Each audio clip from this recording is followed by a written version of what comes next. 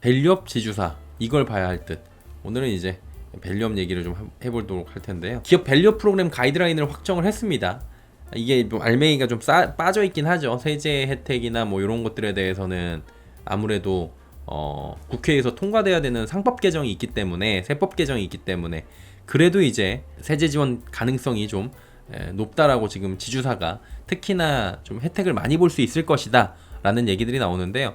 어제 올라간 종목들 보면은 대체적으로 지주사 올라가는데, 사실 이거는 근데 어제 증시 올라가고 올라간 것도 좀 있습니다. 지주사는 선별적으로 좀 움직이고 있거든요.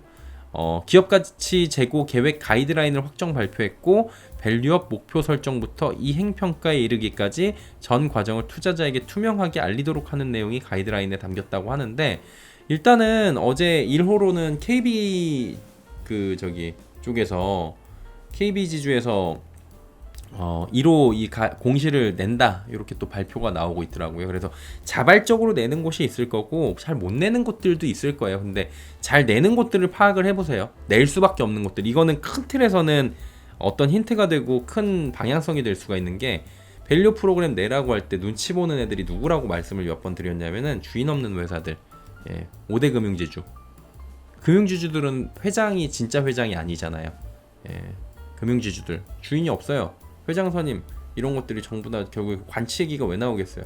당국에서 힘을 잡고 있는 겁니다. 다 정치권하고 다 이렇게 봐야 되는 거고, 이 사람이 어떤 세를 구축하고 있는지도 봐야 되는 거고, 그 다음에 이제 주인 없는 회사들, KT, KTNG, 포스코 이런 회사들은 또 연기금의 스튜어드십 코드나 압박을 받을 수 있고, 이번에 이제 밸류 프로그램에 스튜어드십 코드가 연기금의 압박이 이제 들어갈 거잖아요. 그럼 이제 알아서 해야 되겠죠? 그런 부분들을 좀 기대를 해볼 수가 있는 거고, 그 외에 일부 대기업들이 여기에 좀 따라오면서 자발적으로 참여를 할 수가 있고요. 중견이나 중소기업들은 조금 어려운 부분이 있다라고 애로사항을 전달하기도 했었어요. 그럼 여기서는 이렇게 되겠구나 라고 큰 틀은 좀 가져가시면 좋을 것 같아요. 그럼 어떻게 보셔야 되냐면은, 정부가 기업 밸류 프로그램 가이드라인을 확정했잖아요. 주요 지주사가 양호했는데 이건 반반 치킨이라고 말씀드립니다. 그냥 지수가 좋아서 간 것도 있어요. 그리고 정말 종목들이, 얘네들이 지주사들이 연결이익으로 잘 될 만한 애들이 가는 것도 있고요. 지주사가 하반기 도입 예정인 배당소득세 분리과세나 이런 세제 지원의 대상이 갈 가능성이 높다, 이런 얘기가 나오는 거예요. 거래소는 밸류업 공시 요건을 정한 기업가치 재고 계획 가이드라인을 확정 발표했죠. 그래가지고 전 과정을 투명하게 알리도록 가이드라인이고요. 결론적으로 해당 내용에서 화답하기 좋은 쪽이 뭐예요? 지주사다, 이렇게 얘기들이 나오고 있는 거예요. 주가 순자산 비율, 그러니까 한마디로 PBR, 북밸류를 기준으로 저평가 상태인 종목이 지금 많고, 배당을 통해 갖고 안정적인 주주 환원을 할 여력이 있기 때문이다. 어디가? 지주사가. 이런 얘기들이 나오고 있는 거예요. 실제 대다수 지주사들의 PBR은 0.5배 수준에 머무르고 있습니다. 어제 오른 종목도 한화, LG 이런 종목들이에요. PBR이 낮은 종목들. 그리고 지주사를 고를 때 요령은 반드시 PBR을 낮다고 더 오르는 것도 아니라는 걸 여러분이 좀 알고 계셔야 돼요. 여기부터는 조금 이제 포인트가 될 수 있는데, 지주사를 고를 때는 그럼 PBR이 낮은 애만 고르면 돼, 그건 아닌 것 같아요. 최근 상승한 애가 누구였냐면은 CJ, 두산 이런 애들이에요. 한화도 올라가고 있고요. 얘네들 뭐예요? 계열사가 실적 호조가 기대감이 많이 되냐. CJ는 지금 식품 계열사들이 지금 막 달리고 있고요. 두산 같은 경우에 두산 로보도 그렇고, 전반적으로 두산 에너도 그렇고, 전반적으로 밑에 있는 기업들의 호재가 있어갖고 막 올라가는 그런 부분에 타고선 같이 갖고, 두산이 20만원 넘었더라고요. 요거 주가. 제가 예전에 사고 팔고 할 때가 46,000원, 막 48,000원 이럴 때였거든요. 그래갖고 8만원 가서 팔고 막 그래갖고 난 천재야 그랬는데, 이렇게 많이 오를 거라고는 상상을 하지 못했습니다. 그때가 이제 제가 살 때는 진짜 두산 어려울 때, 두타 매각한다고 할 때 그때였는데 많이 올랐더라고요. 근데 밑에 이제 계열사들 사업 실적이 좋아질 게 기대가 되니까 더 올라가는 것도 분명히 있을 겁니다. 그래갖고 반드시 PBR이 낮은 것만을 찾은 것도 방법일 수 있는데, 계열사가 최근 주가 실적 개선감에 뚜렷해가지고 상승 흐름을 보이는 것들 가운데 덜 오르는 걸 찾는 것도 방법입니다. 최근 트렌드가 뭐냐면은 지주사들 역시 무작정 오르기가 좀 힘든 구조예요. 이 안에서 돌고 돌 확률이 높은 것도 좀 감안을 하셔야 될 것 같고요. 제가 얼마 전에 SK하고 CJ 좀 두산이랑 말씀을 드린 적이 있었는데 기억하실지 모르겠어요.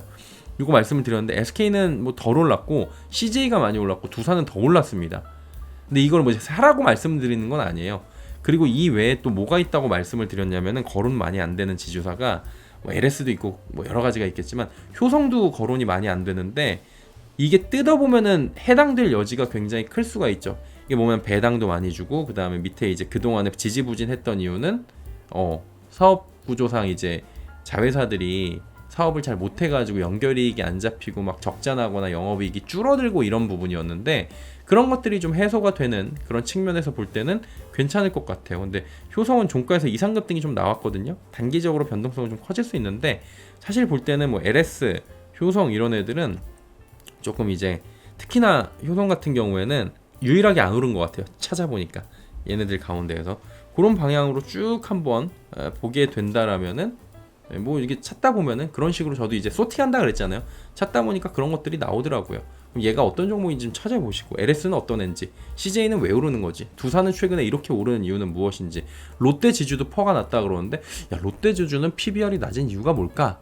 이렇게 한번 봐보는 것도. 그 다음에 지주는 아닌데 지주사의 개념 혹은 이제 계열사를 많이 건드리고 있는 이마트 같은 애들은 PBR이 낮은데 과연 얘는 왜 그런 걸까?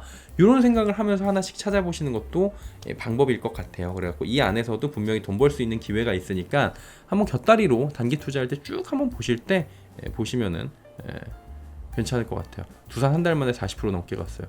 광고는 왜 자꾸 뜨는 거예요? 저도 몰라요. 그건 유튜브에서 하는 거예요. 광고는 제가 띄우는 게 아닙니다, 여러분. 가끔씩 이제 저한테 이렇게 광고에 대해서 얘기를 하시는데 잘 모릅니다, 그거는. 그리고 저희 포스코홀딩스 계속 말씀도 많이 하시는데 잠시 뒤에 이야기를 하겠지만 포스코홀딩스는 올해 한다고 했잖아요. 밸류업을. 그 밸류업이 언제 나오는지가 관건인 것 같아요. 이 막 이제 밸류업 프로그램 본격 가동하는데 여기에 맞춰 반짝깜짝 이렇게 해갖고 막 뭔가 짠 하고 나오면은 그러면 괜찮아질 수 있고 그게 아니라면은 조금 머리 아플 수 있고 왜냐면은 지금 걔는 이제 계열사들의 실적이 개선이 되는 모습은 조금씩 개선은 되는데 철강 쪽이나 2차전지 쪽이 드라마틱한 개선이 안 나오다 보니까 지금 올라가는 애들은 그런 드라마틱한 개선이나 아니면 호재가 있는 애들 위주거든요. 그러면은 그런 연결이익으로 잘 잡힐 만한 부분이 사실은 엄밀하게 따지면 있어야 되는 부분도 있잖아요. 그거는 내가 가지고 있는 종목을 약간 벗어나가지고 눈높이를 맞춰보면은 그렇구나라고 생각이 드실 거예요. 그래가지고 그러면 이제 뭐라 그래, 빨리 나와라 할 수 있겠죠. 그런 얘기가 나올 수가 있을 거예요.